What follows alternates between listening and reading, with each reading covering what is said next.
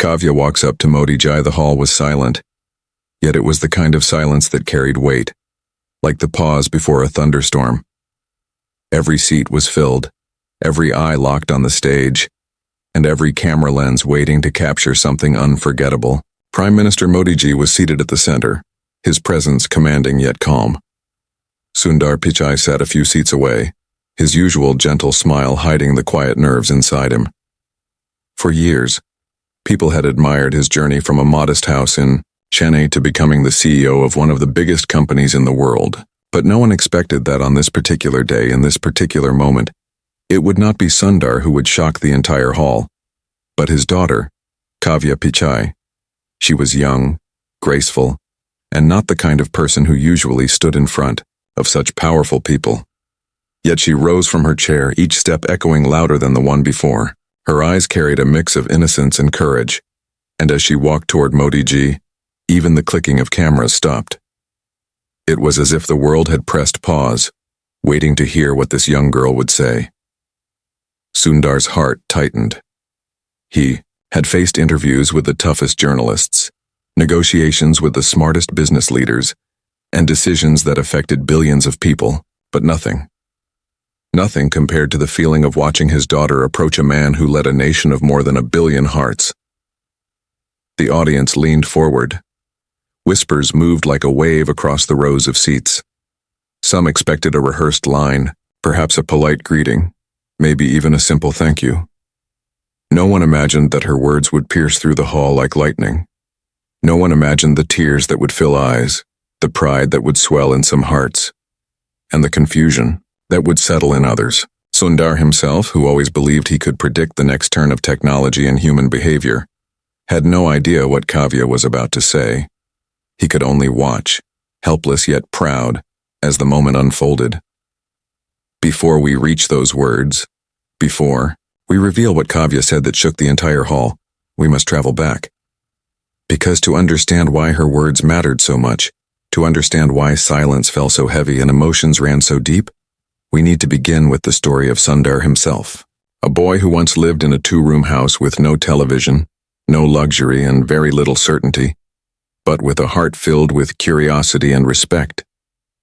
The journey that shaped him, the struggles that humbled him, and the resilience that lifted him, all of it led to this very moment. Sundar Pichai was born in Madurai, a city known for its temples, its history, and its warmth.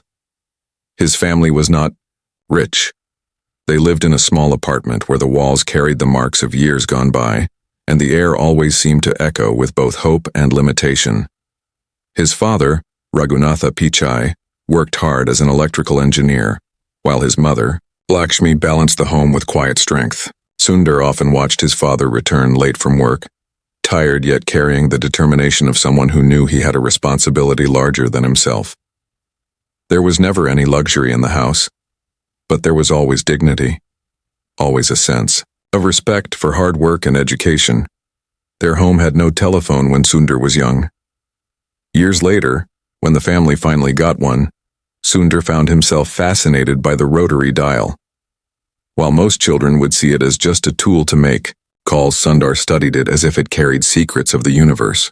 He would remember every phone number he dialed, sometimes even after dialing it only once. It wasn't just memory. It was his natural ability to absorb patterns, to find logic in everyday things. His father noticed it. His mother smiled at it. But no one could have predicted that this quiet boy's curiosity would one day lead him to stand on the world's biggest stages. School was never easy. Sundar walked the crowded streets of Chennai to reach his classes, carrying not only books but also the weight of expectation. His parents believed in education with a faith so strong it was almost sacred. They could not afford many things, but they always found a way to provide for his studies. Sundar, in return, studied with discipline. He was not the loudest student, not the kind to demand attention, but his teachers remembered the way he listened. When others rushed to answer questions, Sundar sat back, thought deeply, and then spoke with clarity. His respect for knowledge, his humility in the face of it, became the foundation of his character. But it was not only in classrooms that Sundar faced challenges. Every small dream came with its own wall. Traveling by crowded buses, eating simple meals, And watching his family save every rupee taught him resilience. He knew the taste of sacrifice not as a word, but as a reality. His father once spent almost a year's salary to buy him a ticket to study abroad. It was not an easy choice. It was a gamble on the belief that education could change not only Sundar's life, but the family's destiny. Sundar carried that weight with quiet pride, never letting it become a burden but turning it into motivation. By the time he reached the Indian Institute of Technology in Kharagpur, Sundar had already built a reputation for brilliance mixed with kindness. He was the kind of student who helped others, who shared notes, who explained concepts without arrogance. Many admired his sharp mind, but what made him unforgettable was his humility. Even in moments of success, he never raised his voice, never acted superior. In a world where ambition often pushed people to step on others, Sundar chose kindness as his strength. Yet behind this calm exterior, challenges loomed. Scholarships were uncertain, opportunities rare, and every step forward required both courage and luck. Back in the hall, Kavya stood before Modi ji. The memory of Sundar's past flickered inside him as he watched his daughter breathe in, ready to speak. The hall leaned closer, the suspense rising. This was not only her voice.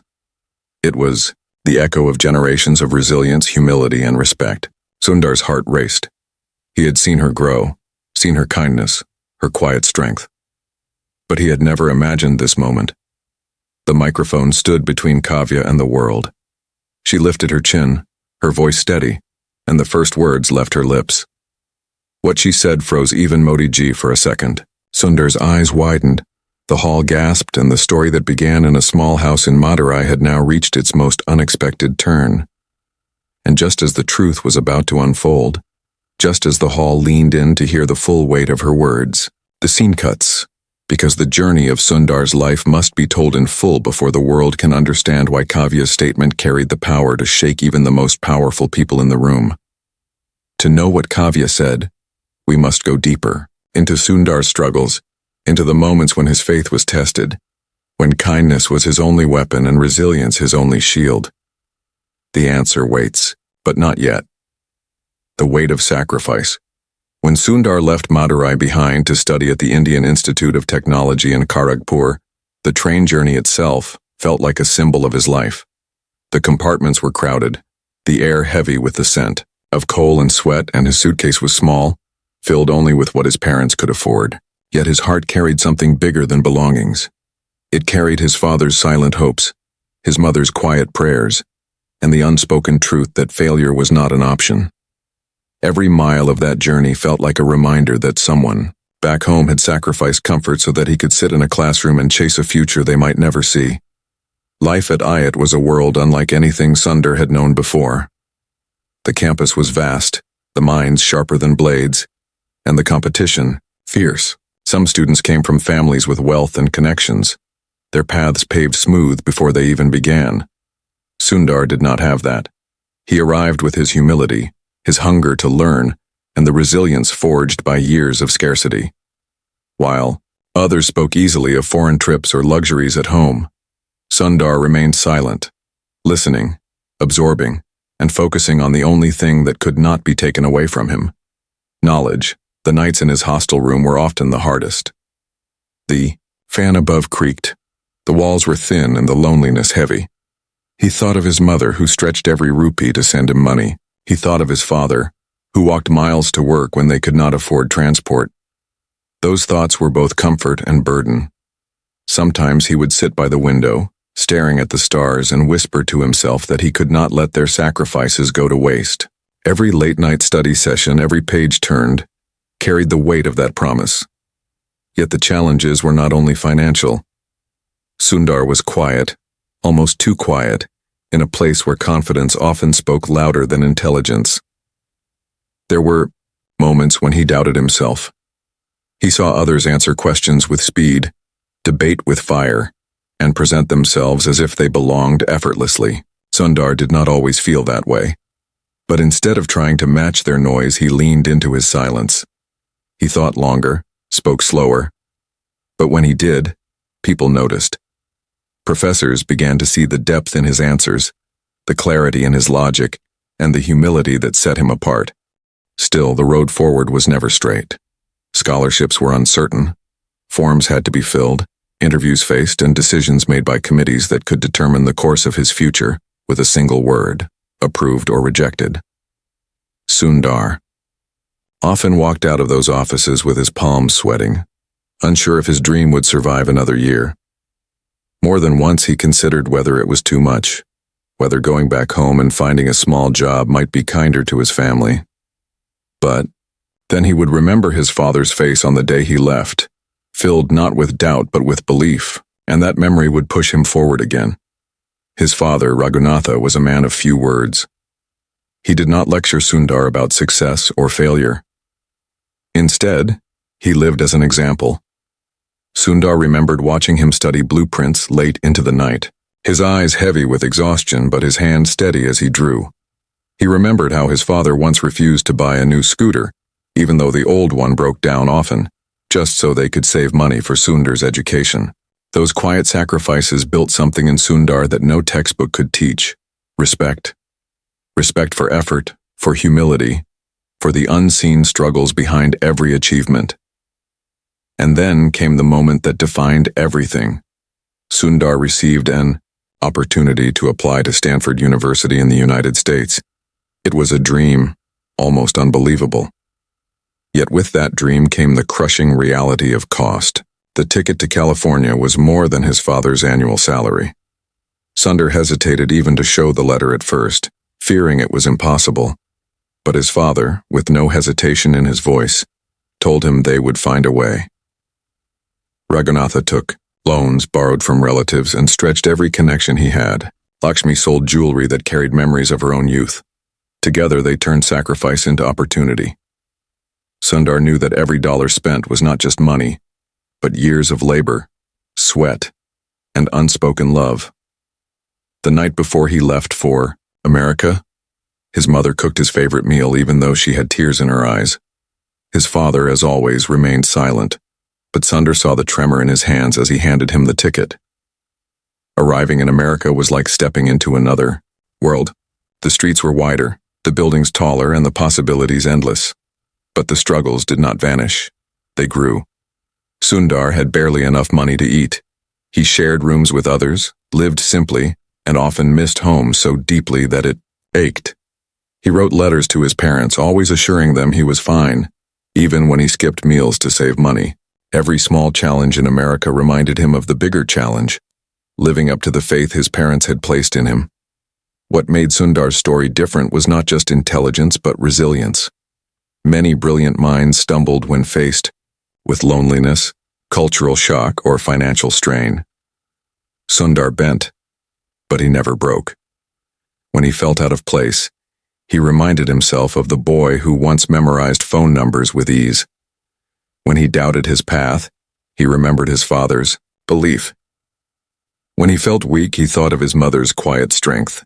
Each memory became a stone in the foundation of his character, each struggle a brick in the walls of resilience. But resilience is not only built by hardship, it is tested by moments of choice. And one such choice came sooner than Sundar expected. An offer appeared before him, one that promised financial relief but at the cost of his studies. It was the kind of decision that could have changed everything: his future, his family's sacrifices, his very sense of who he was. Standing in his small room with that offer letter in his hand, Sundar felt the weight of the world pressing down on him. Take the money and ease the burden, or stay the course and risk failure. His heart raced. His father's sacrifices echoed in his mind, his mother's voice whispered in his memory, and the fear of letting them down clawed at him. Back in the hall with Modi ji, Sundar blinked, watching Kavya's lips move as she spoke into the microphone. Her words seemed to carry the same weight of sacrifice, the same quiet strength, the same belief that had carried him across oceans. But before the hall could understand, before the audience could grasp the meaning of her statement, Sundar's own memory pulled him back to that moment in America, the moment that tested whether he truly understood resilience. What Sundar decided that night in America would not only shape his own life, but it would eventually define the moment standing before him now, as Kavya's voice filled the silent hall, and with her next sentence, The entire hall froze again, waiting for the truth to unfold. A stranger's kindness the first time Sundar stepped off the plane in California. The air itself felt foreign. It carried a crispness unlike the humid evenings of Chennai. The streets looked impossibly wide, lined with cars that seemed larger than the lanes he used to walk back home. Everything gleamed with a polish that made him feel both awed and out of place. Even the sky seemed different, an endless stretch of blue that whispered of opportunity but also of isolation. Sundar clutched his small bag, the same bag his mother had carefully packed with her hands, and reminded himself of the promise he carried. He had not traveled across oceans for comfort. He had traveled for knowledge, for a dream that belonged, not only to him but to his family and the sacrifices they had made. Yet the reality of America was not as kind as the dream. The cost of living was staggering. Sundar had converted every dollar back into rupees in his mind, and each conversion pierced him with guilt. A simple meal at a cafe equaled days of his father's labor. A bus ticket could be compared to what his mother might have saved by skipping something at the market, and so he learned to live simply, cutting corners wherever he could. He skipped meals, lived off noodles, and shared rooms that barely had space for a bed. The loneliness was harder to ignore. In India, noise was constant, neighbors talking, the sound of hawkers outside, the chatter of relatives visiting. Here the silence in his room pressed down on him until it felt like a weight. There were days Sundar thought of giving up.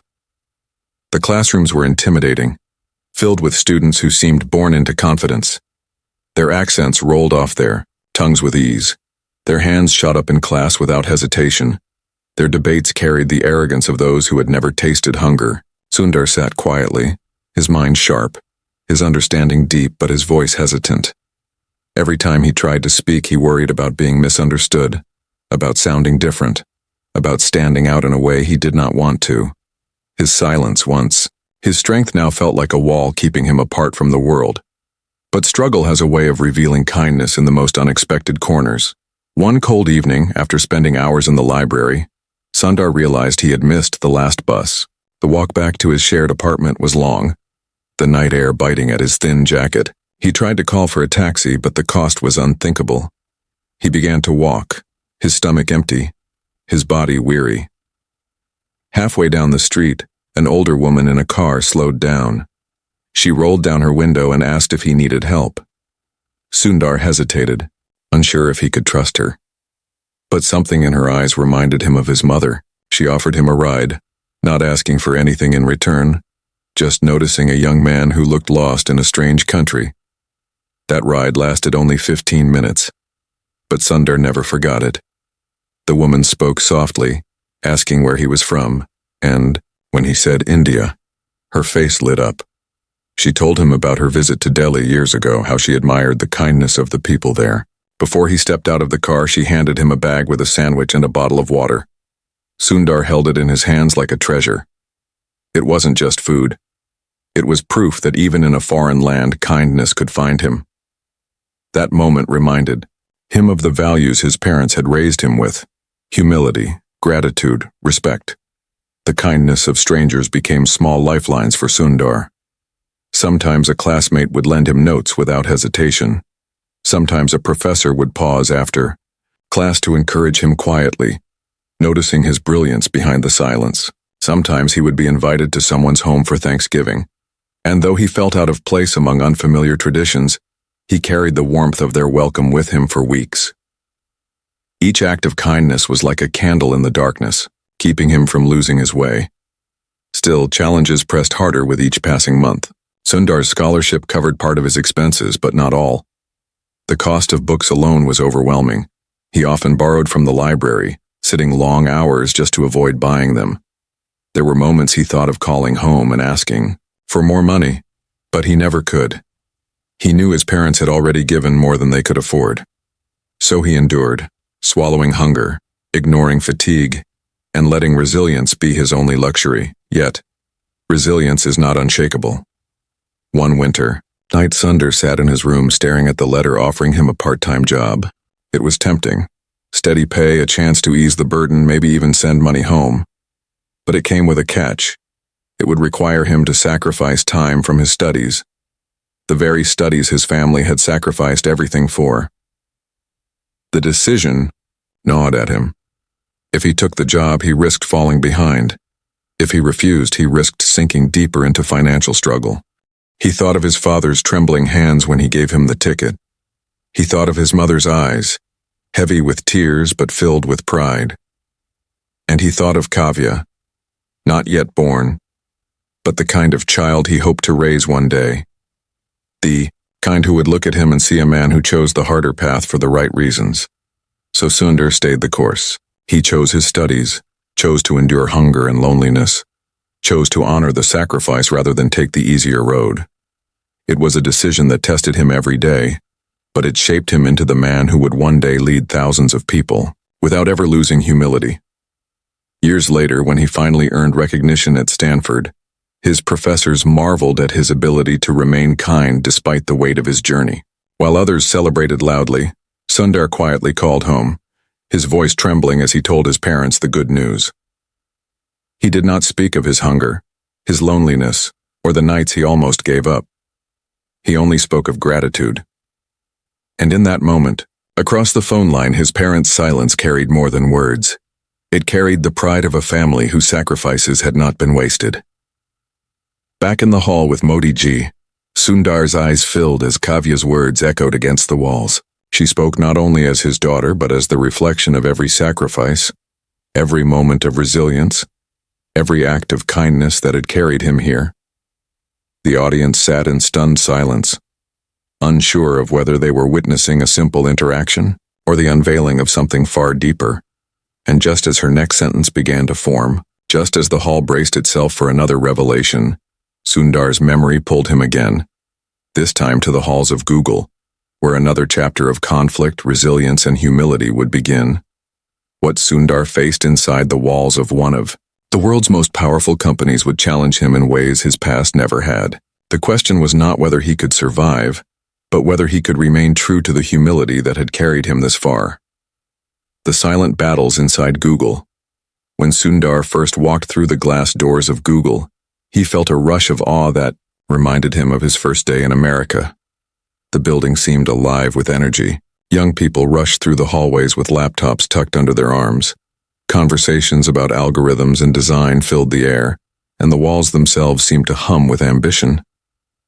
It was a place where ideas mattered more than age, where innovation was the currency, and where dreams either flew or were crushed in silence. Sundar, quiet and humble as always, stepped into this storm not with loud words but with the steady determination that had carried him since his days in Madurai. At first, he was almost invisible. In meetings, voices clashed like swords, each person fighting to make their point heard. Sundar sat back, observing, listening, absorbing. Many mistook his silence for weakness. They thought he lacked confidence, that he could not compete in an environment where speed and sharpness ruled. But what they did not see was the depth of his thought. Sundar did not speak quickly because he did not want to waste words. He spoke slowly because he wanted every word to carry weight. And when he finally did share his perspective, people leaned in. His clarity cut through the noise like a calm breeze in the middle of a storm. One of his first major projects was working on the toolbar, a product few considered glamorous. While others rushed to work on more visible projects that promised recognition, Sundar quietly focused on improving something most ignored. He worked late nights, tested every possibility, and refined small details others overlooked. When the toolbar's success led to more people using Google Search, senior leaders finally noticed him. Yet even then, Sundar did not claim credit loudly. He simply smiled and moved on to the next task, his humility confusing those who thrived on competition. But the higher Sundar climbed, the sharper the conflicts became. Inside Google, ambition was not just a trait, it was a battlefield. There were colleagues who smiled in meetings but whispered doubts behind closed doors. Some felt threatened by his rise, unable to understand how a quiet man from a modest background could outshine those who had built reputations on loudness and speed. Sundar faced moments when his ideas were dismissed, not because they lacked merit, but because they came from him. In those moments, he felt the sting of betrayal. He had expected challenges, But he had not expected that kindness would sometimes be mistaken for weakness. One such betrayal came during the early discussions of a new browser. Sundar strongly believed that Google needed its own browser to protect the future of search. He saw the risk in depending on others, the cracks in the foundation if Google remained only within someone else's platform. But when he presented his vision, some senior leaders pushed back harshly. They argued that it was too costly, too risky, too unnecessary. Behind the scenes, whispers spread that Sundar was overreaching, that he was ambitious in ways his quiet demeanor did not show. One colleague, whom Sundar had trusted, even stood against him in a meeting, publicly dismissing his idea. The betrayal hurt, not because of the disagreement, but because it came from someone he had helped before, someone he had treated with respect. Sundar sat in his office that night, staring at the city lights outside, questioning whether humility had a place in a world where sharp elbows seemed to win. But then he remembered his father, hunched over blueprints, steady even when no one noticed. He remembered his mother's soft voice, reminding him that respect was never wasted, even when unreturned. And he chose once again to endure. Instead of fighting loudly, Sundar worked quietly. He gathered data, built prototypes, and let the evidence speak for him. When Google Chrome finally launched, it changed the internet forever. Fast, simple, reliable. Exactly what Sundar had envisioned. The very colleagues who once doubted him now praised him. The browser became one of Google's greatest successes, and Sundar's role in it could no longer be ignored. Yet even in my sense of victory, he remained calm, offering credit to his team, deflecting attention from himself. But power has a way of drawing enemies. As Sundar rose, so did the whispers. Some accused him of being too soft, others of being too calculating. The truth was that Sundar had learned a lesson long ago in America, that resilience is built not by noise but by persistence. He did not respond to the whispers. He did not fight battles with anger. Instead, he built alliances quietly, won trust slowly, and let results be his answer. Still, the pressure grew. Meetings stretched into endless hours. Decisions carried the weight of billions, and mistakes were unforgiving. Sundar often returned home late, his body weary, his mind heavy. But in those quiet nights, when he saw his children asleep, he remembered why he endured. He wanted them to grow up knowing that kindness was not weakness, that humility was not fragility, that resilience was not the absence of pain but the strength to keep moving despite it. And yet, the greatest test of his humility was still to come. One evening, Sundar was called into a meeting with the most powerful leaders at Google. The air was thick with tension. Decisions were being made about the company's future, decisions that would shape not only Google but the entire digital world. Sundar walked in, calm as always, but inside his heart raced. He knew that in this room alliances could crumble, voices could clash, and his own role could either rise or collapse. Across the table sat the very people who once doubted him. Alongside, those who now depended on his vision. It was not just a meeting, it was a battlefield without weapons where words were the arrows and silence the shield. Sundar took his seat, folded his hands, and waited. Back in the hall with Modi ji, Kavya's voice echoed again, pulling Sundar out of his memory. Her words carried the same strength he had once carried into those rooms at Google. The audience shifted in their seats, sensing that something extraordinary was being revealed, though they could not yet see its shape. And as Kavya drew a breath to continue, Sundar's mind returned to that pivotal meeting, the moment when his humility would either protect him or betray him, the moment when a decision would set him on the path to becoming CEO, or strip him of everything he had worked for. The hall waited for Kavya's revelation. Sundar's memory braced for the clash at Google, both timelines balanced on the edge of suspense, and the next word, whether from his daughter or from his own lips years ago, carried the power to change everything. The crown of responsibility, when the announcement came that Sundar Pichai would become the CEO of Google. The world celebrated it as a triumph of talent, resilience, and humility. Headlines spread across newspapers, people spoke with admiration, and young students from villages, In India looked at his story as proof that dreams could cross oceans. But behind the applause, behind the bright lights of interviews and photographs, Sundar sat quietly in his home, staring at the silence that filled the night. It was not the title that weighed on him, but the responsibility. Being CEO of Google meant more than leading a company. It meant carrying the voices of billions, shaping the way the world searched, communicated, and even lived. And with that power came questions he could not escape. The first days were dizzying. His calendar became a battlefield, filled with meetings that stretched across continents and time zones. Mornings began with Europe, afternoons with the United States, evenings with Asia. His phone buzzed constantly. Decisions demanded answers, and every answer carried consequences that rippled far beyond the walls of Google's campus. A small change in a product could affect a farmer in India, a student in Africa, or a worker in Brazil. Sundar often sat back after a long day, wondering how one man could carry so much without breaking. But the world is not patient with those who lead. Criticism arrived as quickly as praise. Activists accused Google of holding too much power. Politicians questioned its influence.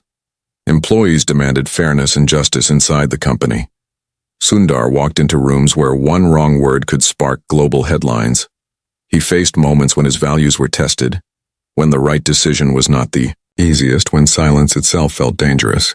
And in those moments he leaned not on ambition, but on the lessons of his past, the humility his parents had taught him, the resilience forged in hunger and loneliness, the kindness shown by strangers in a foreign land. Still, leadership came, at a cost. Sundar's days stretched longer and his nights grew shorter. Sometimes he returned home only to find his children already asleep. Kavya, growing older, began to notice the distance. She loved her father deeply, but she also saw the weight he carried. There were evenings when she would sit beside him while he worked on his laptop, her small hand resting on his arm, silently asking him to look away from the screen. Even for just a moment. Sundar tried. He wanted to be both the CEO of Google and the father who was present. But the balance often slipped away. One evening, while preparing for a critical board meeting, Sundar found Kavya standing in the doorway. Her eyes were steady, her voice soft, but her words struck him harder than any question from a journalist. She asked, "Appa, are you happy?" Sundar froze. It was a question he had not asked himself in years. He was respected, admired, even celebrated. But was he happy?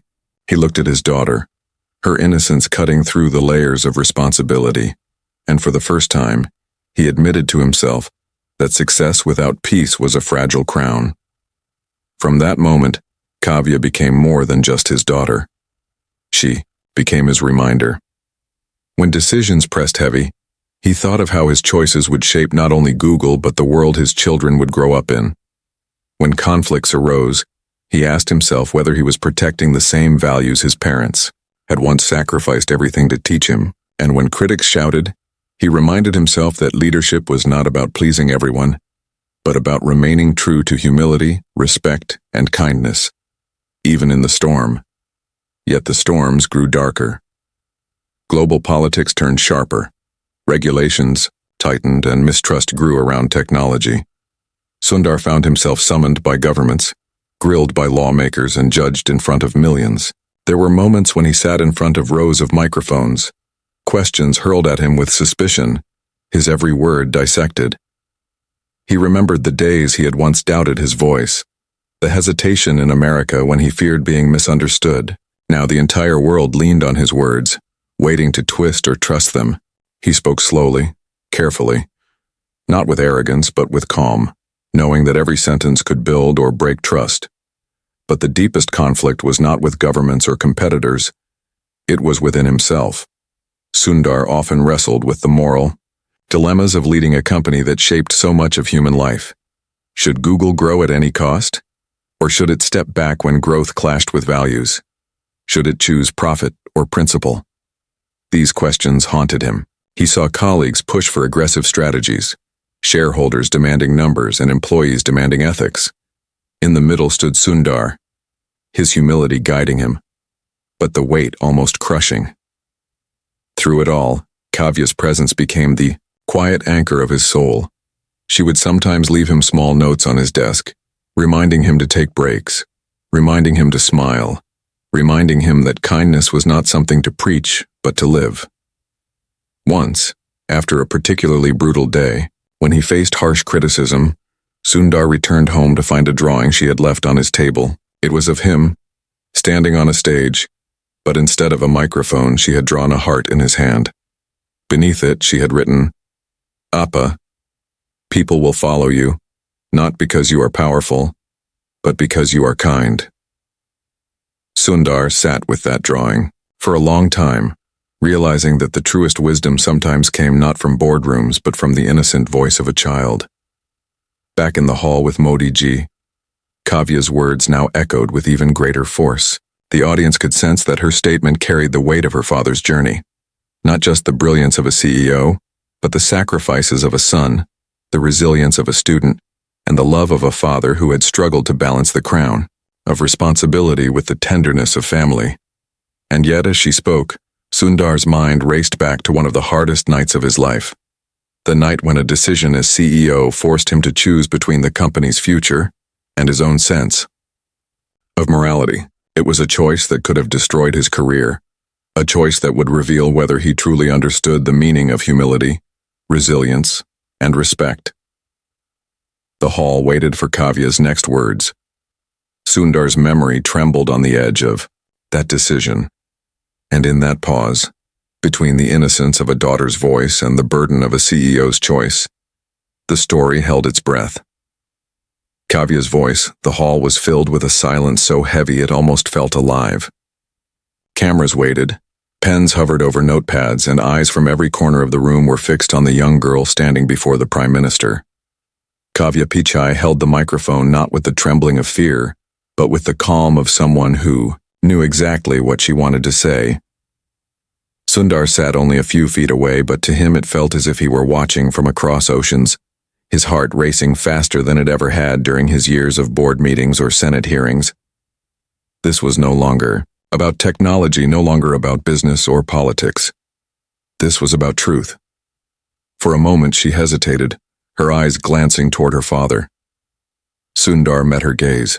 In that instant he saw the reflection of every sacrifice he had made, the nights he had gone hungry, the betrayals he had endured, the decisions that had weighed on him like mountains.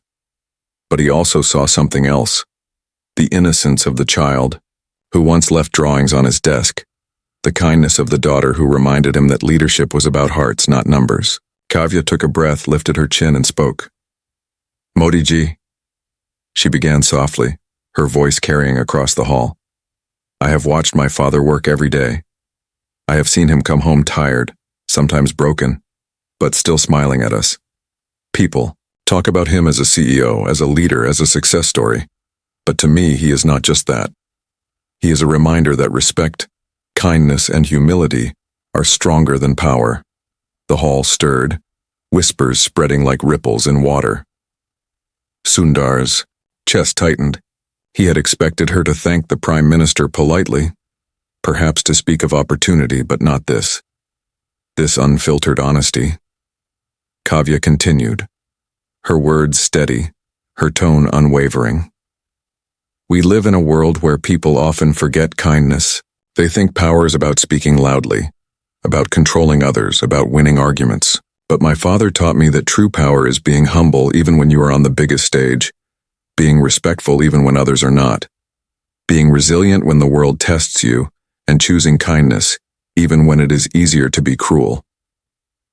Every sentence landed like a heartbeat in the hall. Some faces softened, some eyes glistened, and even Modi ji leaned forward, listening with the seriousness he reserved for matters of state. Sundar felt his throat tighten. These were not rehearsed words. They were not lines written for effect. They were the truth spoken by a child who had seen her father not as the world saw him, but as he truly was. Then came the sentence that shocked the hall, the words that froze even the Prime Minister for a moment. Kavya looked directly at Modi ji and said, "If the world wants more leaders, it should not only look for the smartest or the richest.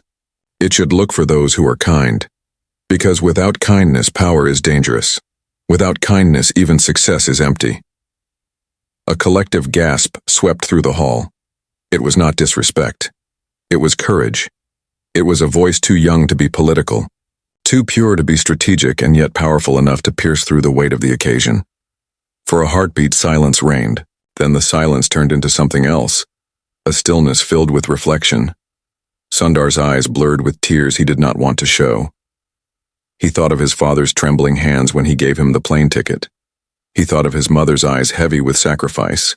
He thought of the stranger in America who had given him food when he was lost, of the betrayals he had endured quietly, of the victories he had never claimed as his own. And in that moment, he realized that Kavya had not only spoken to Modi ji, she had spoken to the entire world. She had spoken the truth he had lived but never put into words. The Prime Minister's face softened. He leaned back slowly, nodding with respect. There was no immediate applause, no loud reaction, only the quiet acknowledgement that something profound had just been said.